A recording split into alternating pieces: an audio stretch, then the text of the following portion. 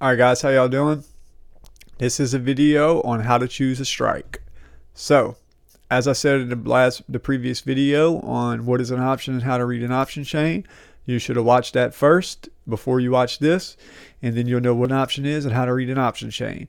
So, how to pick a strike. So, first off, you look at where the stock's at, right? Now, if you were taking this long over 220, 221, okay, well, first of all, you can't play too far out of the money, because if you play too far out of the money, let's say you played a 230. Look, a 223 is right here, and 230 would be way up here way over here off the screen, you know. Well, the stock probably never going to go that far unless it has a huge move, so therefore the option would never move, right? So you want to play something in range kind of close to where it can get. So for Apple and stuff like that, I mean, okay, so you know if the stock's at 220, 221, well, we know that Apple can move a couple dollars. I mean, we know from right here at the low of day is 218, 219, and here's 221. So that's $2, right? So we know it can move about a couple bucks in a day, $3-4 in a day, right? So you come here to the option chain. Here's 220 where the stock's at. That's in the money because it's right over 220. And then you would just pick an option right around this area. You could play in the money, 220. You could play 222.50, or you could even play 225. But you don't want to go too far out the money where they start getting real cheap like that, unless it's on a Friday. And I'll explain that in other videos, how to trade weeklies on a Friday's expiration. This video is just on how to pick a strike. So you don't really want to pick one too far out of the money. Now, on something like Amazon, it can move a lot more, right? So a $3 move is nothing in Amazon. So you would be able to pick you could pick something $10 out of the money on Amazon, because it moves $10 just as easy as Apple moves $3. But if you were to pick a 227.50, I mean, that's kind of far out of the money, right? I mean, here's 223.50. From 222.50, so 223.50, so you figure 224.50 is up here, then 225.50, then 227.50 is off the screen, right? So you don't want to go that high, because you know that in order for you to make good money, the option needs to at least, it doesn't have to go all the way to the strike. Don't think that it has to go to the strike that you picked and go into money.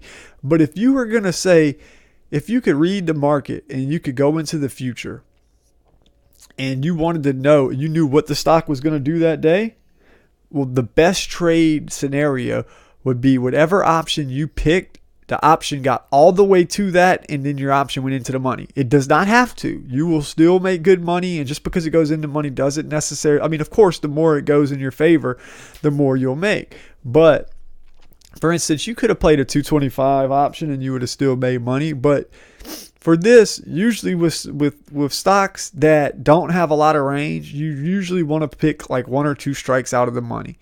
You know, don't try to go anything crazy. Just pick, you know, just look at what the range of the stock has. If you know the stock can easily make $1 or $2 move, then pick about $1 or $2 out of the money.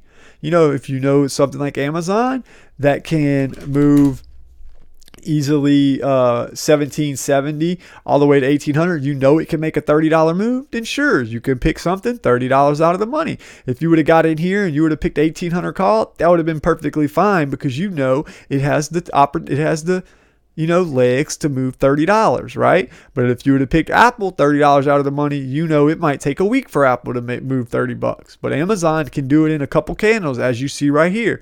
So therefore, you look at the range of what the stock can move, and that gives you an idea. Okay, I know this stock can move $30 easily, therefore I can play something $20, $30 out of the money. All right. Apple, I know this stock can move $2, $3, $4, therefore I'll play something $2, $3 out of the money. Simple as that. Don't get overcomplicated. Do not try to go too far out of the money, because you can get burned if you go too far out of the money. Stay most of the time. Look, I'll put it this way. If you can afford it, you're never going to go wrong by playing one or two out of the money. Even on Amazon, if you have the reason people play further out of the money on Amazon is because they can't afford the ones right here because it's more expensive. But if you had the money, let's just say this, if you had the money to afford these, and they're not always this expensive, just they are right now. But if you had the money to be able to play some of these, one of these would be $5,900, right? Because it's times 100. So if you had the money to play whichever ones came up, you would never go wrong by playing one or two out of the money. Never. You can never go wrong by either playing at the money, this is at the money, or one or two in the money, or one or two out of the money. On Amazon, you could even play way down here. Now, you do have to be careful though. When you start getting far out the money, you need to look at volume. You need to make sure that all of them have volume. For instance, look at this one. No volume. That's you don't want to play something that doesn't have any volume. You need to at least have over, this would probably be a good one to play. But if the stock is at 1790, you could easily play at 1850 if you wanted. Look, it has volume. Look, you can tell people are coming way out here to the money so they can save money, right? So you could come down here and play this 1850 because Amazon's going to easily move 30 points and come pretty close to this, So you could play this one. Look at the volume on it. Just make sure they have volume and make sure you're going somewhere in the vicinity that that stock can get close to moving. If you play a 7, and that doesn't mean that you play a 1790, you needed to get close to 1850. No, if you bought this 1850, if the stock was at 790 and the stock went to 1800 or 1815, you would still make money. As soon as you pick it out of the money option, it's going to start going up as the stock goes in your favor. Same with puts. You buy a put out of the money, as that stock goes down, this put will start going up. So that's how you pick a strike. You just make sure it has volume, and you kind of decide, which one you want to play as far as your account wise, so it's hard to say which one you're going to play depending on what you can afford. But normally on most stocks, you only want to be going one or two strikes out of the money.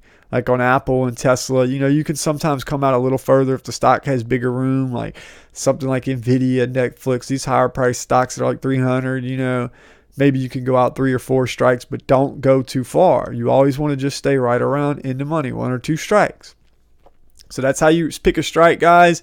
And stay tuned for more videos, and make sure to watch the rest of our videos you need to watch this whole option education, all the videos in the option education. And I'm going to there is a video posted of how to pick a expiration, everything. I'm just making the video short and sweet to the point. So make sure you watch all the rest of the videos in option education. Y'all have a good day.